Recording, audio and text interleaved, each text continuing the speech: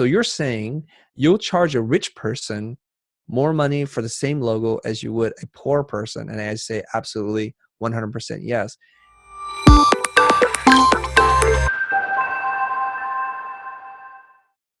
Chris Do, the legend, welcome. Thank you for being here. It means so much to me for someone with your level of success and influence to join me on just my 6th show here. So I just want to extend my gratitude and say thanks for being here. Thanks for having me. It's a real pleasure. All right, no problem. And just so you know, and you probably already know this, but I'm a huge fan of your work with the future. And through the future, I found blind.com and then looked at all of your past work and the incredible projects that you've worked on. So you have a wealth of experience. I think it's probably pretty rare to go from the design world to being an influencer in the business space. So I think what you're doing with the future is really interesting. And I'm curious about where it's headed, because I see more of your content now being more generalizable beyond design, and I think that that's awesome and just creates tremendous opportunity for you. Could you provide just a little bit of an update on what you're doing with Future and the future of that venture? The future, the future. Yeah, I'd be happy exactly. to. I didn't want to say it. Well, okay, it was set up for you to say it that way. The future. 2018 is going to be a year of massive growth for us, and so we have to kind of think about whatever's worked in the past may not work moving into the future. We took a poll with our audience and asked them what kind of content, what kind of format is most appealing to you, and they're asking for shorter videos. It wasn't a landslide vote, but it was mostly like 60% short videos and 40% live stream. So we're dialing back the live stream considerably. And at first I was a little resistant to that because we got used to getting into the state of mind where we're going to produce 3 live streams a week, which is a lot of work for us to do. But then now all of a sudden I find it quite liberating. I have all this free time. I don't know what to do with myself. So we're writing and producing more content. I'll be writing more articles. But I think you're right on the tip of that, which is if we speak to a very narrow audience, this is great, but it's not going to help us to get in front of a lot of people. And that's what we need to do. So we're trying to produce a variety of content. So we'll go really micro and do like 1 or 2 minute videos on how to do Photoshop or Illustrator, Photoshop hacks or things like that. So you can learn one new useful thing to you really quickly. But then we're also doing very broad content about mindset and what it takes to be a successful person in the world. Forget about you as a designer. What do you need to do? And to share a little bit more of that. So we're trying to bring all that to bear. Plus, we have some really superstar guests coming on. And that's always, I always hope it'll do better, but it's kind of interesting when it does or doesn't perform. But we got guys like Andrew Kramer, founder of Video Copilot, coming on. If you're in the motion graphics world and you learn anything about animation or compositing, you've heard of Andrew Kramer. And I've known Andrew for a long time. We're not close friends or anything, but we've known each other for a long time. I've got G-Monk coming on, and there's another person I've known for a long time, and he's big in terms of the motion scene. He's a director. And we have, of course, Aaron Draplin coming on, the big man, thick lines, all that. He's coming on. And so we're trying to just elevate the guests that are coming on to give our audience access to people they normally would not see.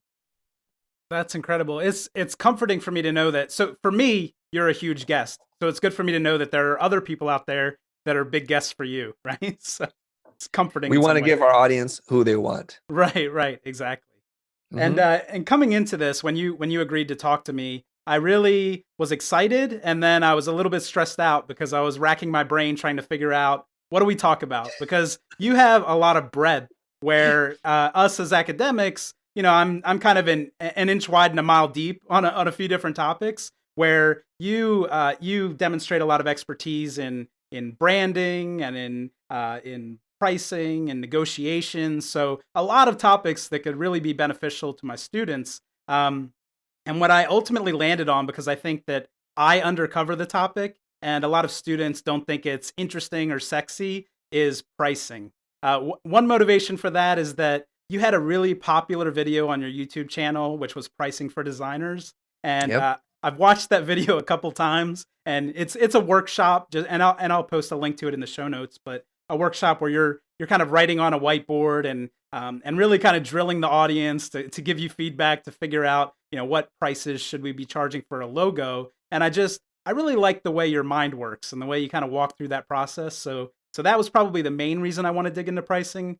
The other is that I view you as having kind of a unique expertise in that you've priced services, right? You have these design services that you're selling to clients of all different sizes. And you've also, especially now with Future, you're pricing products. So you sell a lot of different toolkits and you sell a subscription to your Facebook group. And I'm sure the thinking that goes into pricing all these different categories of products and services is much different. So it wouldn't be fair for me to start by asking you, how do you price things? But I thought what we might do, but you're going to do it anyways. I'm kind of doing it in a roundabout way. I thought we Okay. might start by talking about what pricing variables are the most important, and it might depend on certain things, and we can talk about what those dependencies are. So, what variables are most important, and in what order do you kind of work through them? So, when I teach marketing, we'll say things like, "Oh, some businesses they'll charge their cost plus they want to make some margin." So they'll just do a cost plus model and add in the margin they want to make. Others will look at the customer's willingness to pay and then kind of base their price on that. So there are a lot of different strategies business use with varying levels of success. But what's your strategy or your recommendation for kind of laying out the variables that matter and then working through them? Okay. I don't have the same kind of academic experience that you're talking about. I don't necessarily think in these terms and variables. So bear with me as I kind of work through my process of Right. explaining it to you. Yeah. And I think that's a good thing. Now, there are products that we sell and there are services that we create, but I think the unifying theme here is that we price based on value to the end user. And a lot of people have a problem with this, and their general gut reaction is, so you're saying you'll charge a rich person more money for the same logo as you would a poor person? And I say absolutely 100% yes, because the value to the rich person is very different than the poor person. And let's just abstract it a little bit and talk about big businesses versus small businesses, because the terms rich and poor tend to create a sense of judgment. And I'm not judging a small business differently than a big business, but big businesses have a lot more to gain and a lot more to lose when they take an initiative and it goes wrong. And so the bigger the business, the more they have a chance of it failing and people getting fired. On the flip side of that, small businesses, mom and pop businesses, the ones around the corner, they don't live and die on a marketing campaign. They don't live and die on the introduction of a new product or a rebrand. Most people will frequent a small business, a local business, because there's a relationship with the owner, the staff, the service, and the quality of the product itself. So in this case, changing a logo or changing something that wasn't in need of change actually might hurt the business. I frequent a chain of fast casual restaurants on the west side called Tender Greens. They recently went through rebrand.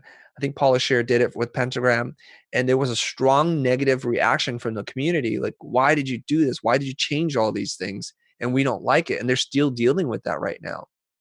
There are business reasons why they decided to do that. But this is the main difference between, say, an IBM versus the cafe around the corner, is that they need to update their brand. There are bigger global objectives. Perhaps when they move into foreign markets, that name or that mark has negative connotations. These are things that the small business would never have to consider. So those are some things that you need to think about. So you need to price the customer and not the product itself. What's the value to the customer? Right. Now, when we talk about products, Right. Go ahead. It is controversial, like you said, to have this differentiated pricing. And sometimes we in marketing talk about channel conflict, which is you're charging one price to these wholesalers, this other Mhm. price to this group of wholesalers, and then that creates a lot of conflict when they find out about that differential pricing.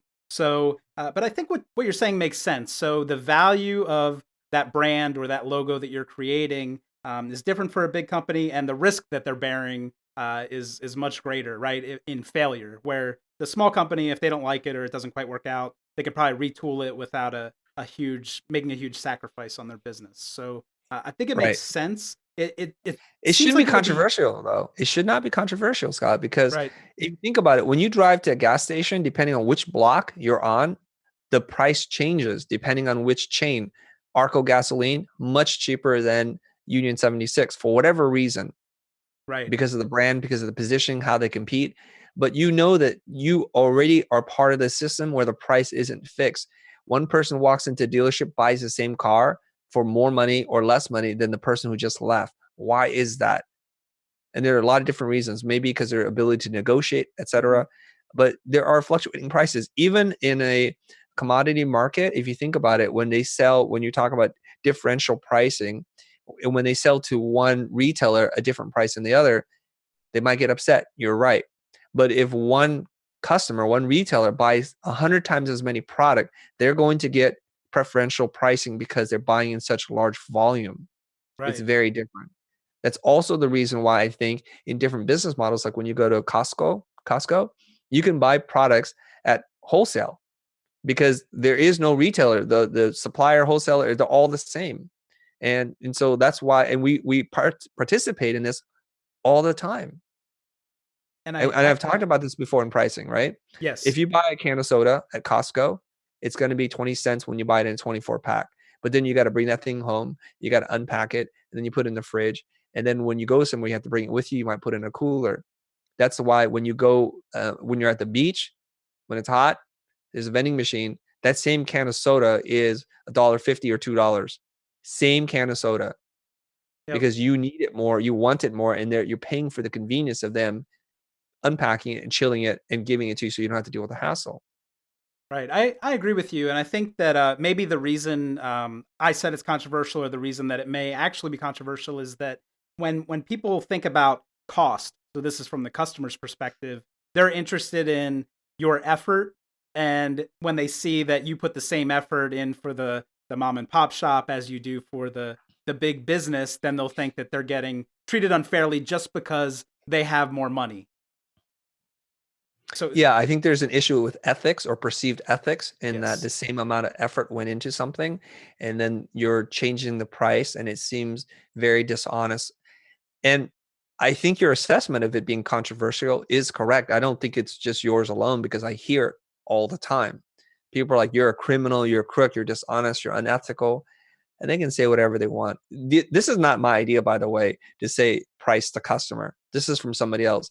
Value-based pricing is not a idea that I invented. I'm just practicing it. That's all.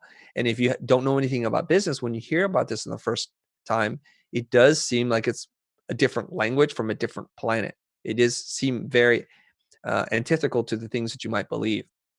All right, now let's talk a little bit about products, if you will, because you're mentioning that too.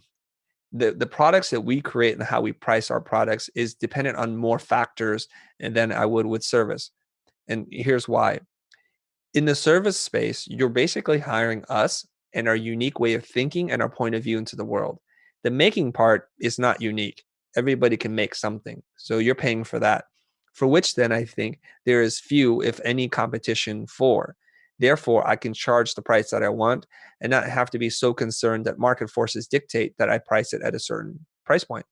Yes, you can get it done on Fiverr or 99 Designs for that price, but you can't get us to do it. And if you want our thinking, our clarity, then you'll pay for that. When it comes to a product, this gets a little bit trickier. It's still a unique product to us, but for which now there's all kinds of competition unfairly. People will start to say, well, I saw something on Masterclass for $99 and they had a celebrity. So you're saying to me, the video that you make is worth that much or more. And so it becomes a problem. And so we're competing against the market forces, if you will, even though I believe when you watch our video and you pay for that course, you will be a richer person for it in terms of what you know or what you can charge or how you can handle yourself in a client meeting. So you'll make money off our video. I can't say anything about those other classes. Right. And maybe maybe what you're talking about there with the market forces will, and certainly it will change over time, right? As your reputation grows stronger and kind of future diffuses through the marketplace and you get a lot of positive word of mouth. And especially as you start to grow beyond just design, then Right. you'll reap those rewards in the future. And then maybe you can charge discriminant prices depending on who you're selling to. So if you, we even talked about this a little bit, but if you sold me a package or you sold my university a package, I would expect you to charge us differently than if you're selling an end user, right, or a designer Right. a package on how they should pitch a client. So, so That's totally right. what you're saying makes sense. I think it's just so uncomfortable from the customer's point of view that it's something you always have to fight against when you're meeting with customers, because they'll say things, and you mentioned this in that great workshop video that I mentioned, but they'll ask you, well, how much time are you going to spend on this, or what's your hourly rate? And that creates kind of a problem in our mind, but I think that you work through that in a pretty methodical way that makes sense. So can you talk a little bit more about how you determine what that value looks like? So I'm Yes. going in to sell my product to this company. I'm in some B2B services exchange, and I've done my research on Google, but I still don't have a good sense for, what their revenue looks like, or the size of this business. Okay, there's a couple of things to think about, and I think the reason why some people are shocked about the concepts that we talk about, because our client base is very different than perhaps the client base of somebody that's out there who just graduated school. We work with Fortune 500 companies, Fortune 1000 companies, and they are in the hundreds of millions of revenue, if not in the billions of dollars. Their net worth is ginormous, and so when we talk to these people, generally speaking, I try to gauge with them what the initiative is and what it means to their company. So I'm not going away and just bidding in the dark. I don't like to do that. Blair Enns has a new book that's coming out called Pricing Creative Services, I believe, or something like that. And he says you should say a price before you show a price. So we often will talk to our clients about the general ballpark, the budget. And what we do is we price bracket and we anchor high. So we're trying to understand from them what the value is to them. And what you don't realize as the designer on this side of the equation is they're coming into the meeting with some sense of how much they need to spend and what this is worth to their company. And it's your duty to try to extract that piece of information from them in the least non-confrontational way so that we can have a real adult conversation about business. A lot of creative people don't understand that business people work fundamentally like this. When they say we need to buy raw materials, we need to buy iron or steel or something, they need to be able to talk to them like, what can I get per ton? And if I buy 200 tons of this on an order, or if I can promise you future business, what kind of price can I get? So they're already talking about numbers or thinking about it in their mind. It's just the awkward creative person who doesn't have a lot of business experience walks into the room thinking this is going to be tense filled. Like, how do I talk about it? I can't talk about this. I mean, if I mention it, they'll think I'm crass and I'm not a creative person. When in fact, they're sitting there thinking, I wonder if they're ever going to bring up the money. I have no Yes. idea. What kind of shock is this going to be when they send us the proposal? Right. Yep. And And they is that almost want you to say it. Yeah, yeah, of course. And is that difficult for you because you're selling I don't know if you would term it this way, but a brand elements or something like a logo that could potentially over time improve brand equity, which these are somewhat nebulous in that, you're not talking in terms of sales dollars necessarily. So I give you this logo and you're going to make an extra $1 million next year. It's really hard to say that. So when you're selling a product like that, how do you go about that conversation of trying to figure out the value? Right. So we were just talking about this, and I don't sell the logo. I don't sell the website. I don't sell the packaging or anything else. What I do sell is, in a way, I'm selling myself. I'm selling the strategic thinking and the clarity that I provide. So what we do is we try to elevate the conversation away from what it is that we do, what we make. And this is a trap that a lot of creatives have. They don't understand that who they are is different than what they make. They bundle those two things together. And if you think about it, I was making this analogy to somebody. If you were to cut off your finger, are you less of a person without that finger? Is that finger you? And the response is no. So if you cut off your hand, we're going to raise the stakes here. Is that hand that's now detached from your body you?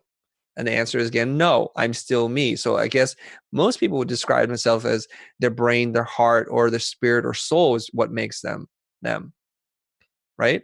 So when we go in and try to talk about our work and what its value, they attach themselves to it. and now they can't separate it. And these are different things. These are very different concepts. So what I want to do is I want to detach to what I make. What I do or who I am is the way I think. So what I want to do is talk to the client, engage them on that level. So I want to ask them, okay, great. You come and you've asked me to design you a new logo. I can do that for you. Actually, a lot of people can do that for you, and quite well, and at a wide variety of prices. But what I want to know from you is, what is driving this conversation? Why do you think you need a new logo? So now I transition from talking about, oh, what kind of logo do you want? What's the look and the feel? And what logos inspire you, to why are we even having this conversation in the first place? And that's the first sign that the client recognizes I'm not just like every designer. That's I'm going to brilliant. drive Yeah. deeper at a problem. And so in the way I imagine it in their mind is, your value just went up by a couple of zeros. Yes. And you might discover in a conversation with your potential client, the prospect, that they don't actually need a new logo. There's nothing wrong with their logo. Aesthetically, it's fine. It could be a little bit better, but fundamentally, if we help them fix maybe their app or the user experience in the store, or maybe the decor is really off, something is off. And this is when the client is prescribing their own solution, which is a dangerous thing. I need a new logo. I need a new this. Well, let's diagnose the problem before we prescribe a solution. So now I'm in the consultative selling mode, where I'm working like how doctors, psychologists, engineers work. They ask lots of probative questions and they're trying to figure out, what are we doing? That's really what I'm selling. Right. Yeah, that's great. And these laddering techniques, this is something that we teach all the time. Because you know, you can ask someone, why do you want a razor blade that has 5 blades? And they'll say, oh, you know, I want a closer shave. But then if you keep probing, then you can start to get content that you can use in advertising. So, you know, why do you want a close shave? I want to be more attractive to other people. And then you start figuring out, you know, what kind of advertising I'm going to put, or imagery I'm going to put in my advertising. And it's very powerful to kind of try to get to the ultimate causes, which for business might be, oh, we're losing market share or something like that, which Right. most designers are never going to get at a problem that big and be able to relate what they're selling to that problem. So it's a really interesting and tactful thing that you're doing here, which is probably why you're so successful.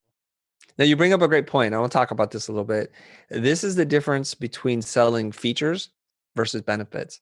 So if you're writing an ad campaign, so for all the creative people that are watching or listening to this, you might talk about 5 blades, titanium steel, forged in this kind of thing, and you think that's a great ad. But when you keep asking these why questions, you're driving into a fundamental need, a root emotional reaction to this. It's because I want to be more attractive, or I yeah, I want to have this boost of confidence. So this is when the benefit comes in, which is an emotional thing, because I feel more empowered, because I want to walk into a meeting feeling confident. Whatever it is that makes you feel, the kind of root motivation, it's a much deeper truth. So you can have a balance of both. More blades to make you feel confident, or whatever it is. And that Yes. was like, wow, okay, I get it now.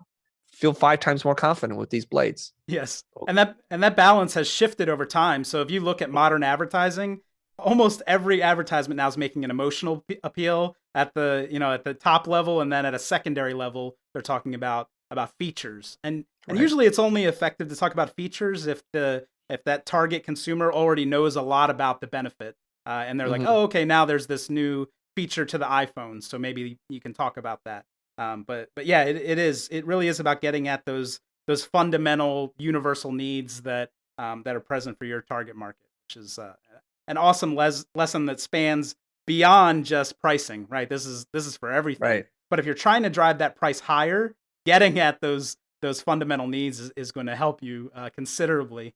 Uh, you know, I'm from a consumer psychology background, so one thing I always wonder with practitioners like you who are out there and you're pricing products and you're pricing them differently is how you factor in the psychology of different customers that are in your customer base. So I imagine the psychological mechanisms that are happening for executives at Nike are much different than that mom and pop shop, right? So you might want to price really high for Nike because they'll perceive that it's very high quality, right? Where you Right. have those price sensitive customers at the lower end of the spectrum, and you have to be really careful about their perceptions are going to involve, risk of going under because they're spending too much money on a logo or something along those lines. That's right. And I think most people feel that if a price is higher, there it must be better, whether you're Nike or the mom and pop shop.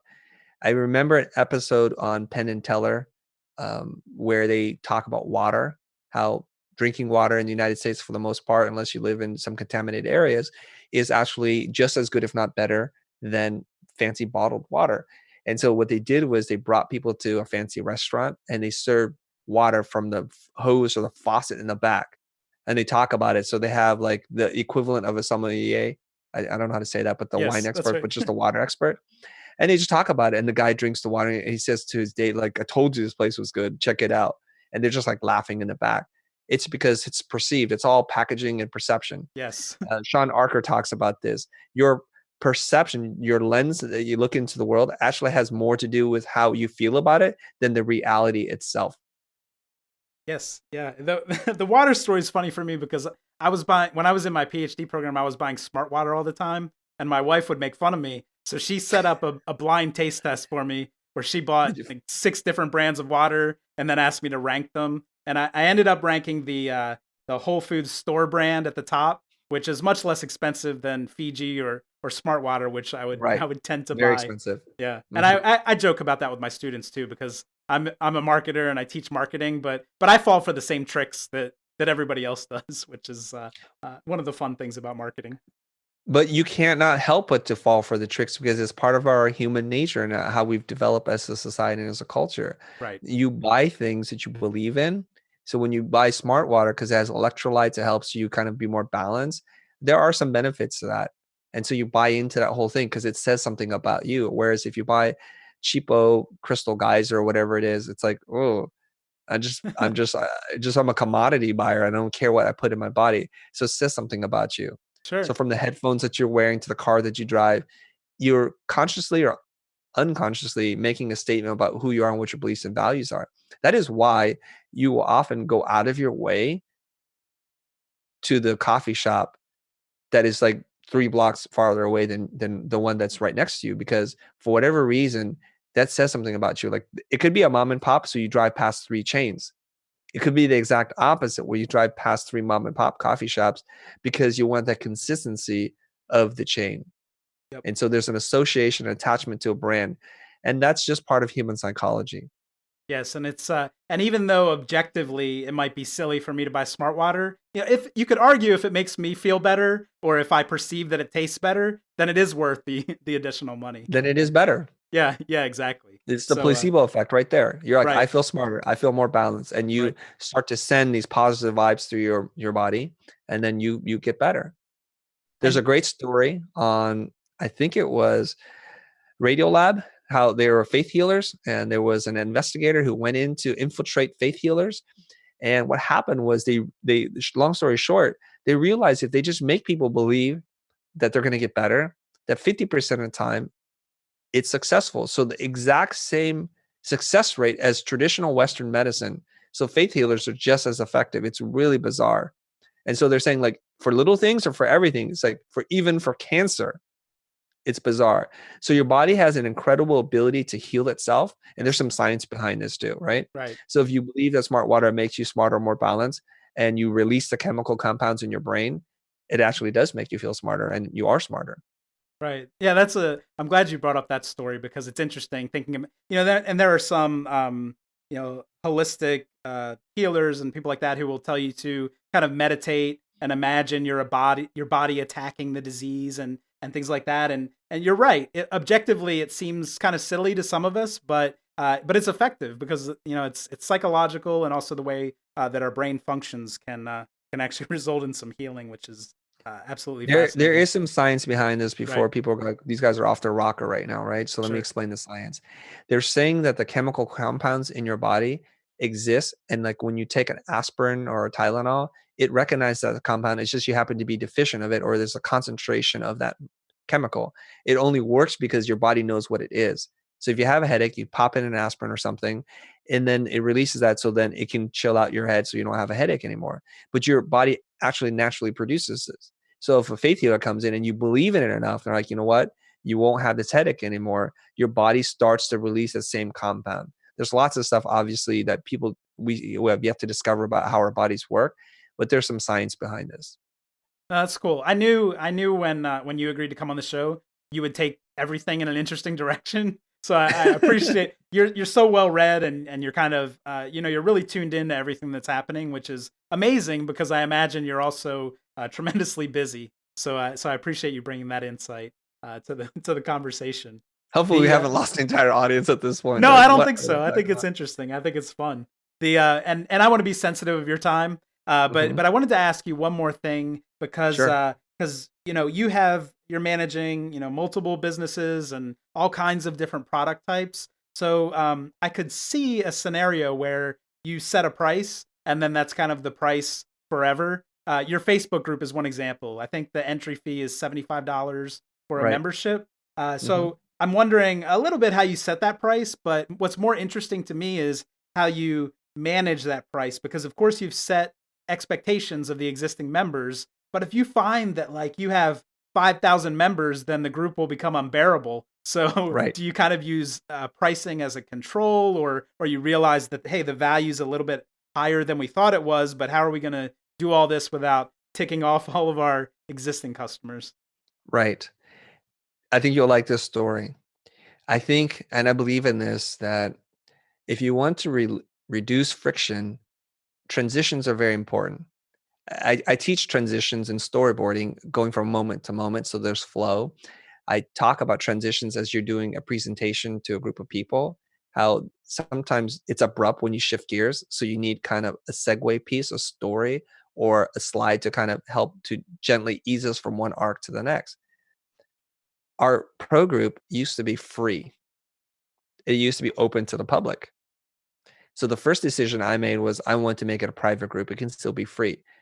My partner at that time, Jose, is like, why would you do that? Because I want to create a safe place for us to discuss real things and to be not concerned that this is going to get back to their clients. He goes, okay, so we did that. And then I said, okay, now that it's private, I want to charge $25 a month. So why do we do that? Because I'm spending a lot of time managing, directing, having conversations, doing webinars with this group. He says like, okay, so we lost a bunch of people because it's hard to pay for something when it was free. Yes. But a bunch of new people came in, and so each cycle we kind of wash out the people from before and we bring in new people. It's $25 a month. And then I was talking to somebody and I said, you should really join this pro group because we have these really deep discussions and we're supporting each other. And he says, I thought it was a joke. What kind of value would I get from joining a group that's $25 a month? And I thought about that. So I raised the price to $75 Right. because there's two reasons why. One is perceived value. If you pay more for something, it must be more valuable, right? And two, probably just as equally important, is I want it to hurt a little bit. When you don't pay for something, you don't use it. That's right. I need it to hurt just enough so that you feel connected and committed to it. And we'll probably be raising the price again because the value of the group is getting higher and higher. And you're right, it'll become unmanageable when it gets to a certain point, and it'll just be bananas. We'll have to splinter it off into multiple groups depending on what level you're at. Maybe you're an agency owner, small to medium sized business owner, or just starting out, you're a student or a solopreneur. And we can do that so we can service the community better. Yes. Because there's a lot of crosstalk, right? Some people are still Right. students and some people have been running their businesses for some time. But yeah, so I think it's about that financial commitment. Here's a little story I want to share with you. There is a business coach that I'm aware of. I don't know his details, but my coach was telling me about him. And he lives in the middle country. Let's just say he lives in the Midwest somewhere. And he's well known, well respected. So the CEO of IBM might seek him out, but he has very specific terms. You must come to me. I do not come to you. And why would he do that? Because he wants you to have a certain mental commitment to working on this, that you're going to dedicate the time, resources, and you're going to take this seriously. So it's not a power play. It's really to the benefit of the end user. And it's not to say you have to come to me, but I think those concepts are really important. That's That's so cool. And the other thing I'm wondering, because you talked about these transitions or segues that Mhm. and that you can use them for pricing. So do you imagine that if you go from, let's say, $75 a month to $125 a month, that there will be some kind of like rollout, like this is our content plan for the next 6 months or the next year, so that those $75 payers have, you have less attrition among those existing customers. Right. We did the same thing from the 25 to the 75. I said, I appreciate you guys and I want to reward you for your loyalty. So for a limited time, you can purchase in advance a year's worth of membership at the low price of 25 Got it. before it flips over. But this window is closing really fast. So you have 30 days to decide if you want to be here for another year, but you have to buy it in a year, otherwise a year's worth. Otherwise, you're going to pay the new price. So we saw a flood of sales just come in because they wanted to cash in on that before they got booted out or Sure. before the price went up. And if you think about it, at $25 for a year, 3 or 4 months in, you've gotten basically the membership for free if you were paying at the new price. So yeah, we try to do that because I don't want to leave anybody out in the cold.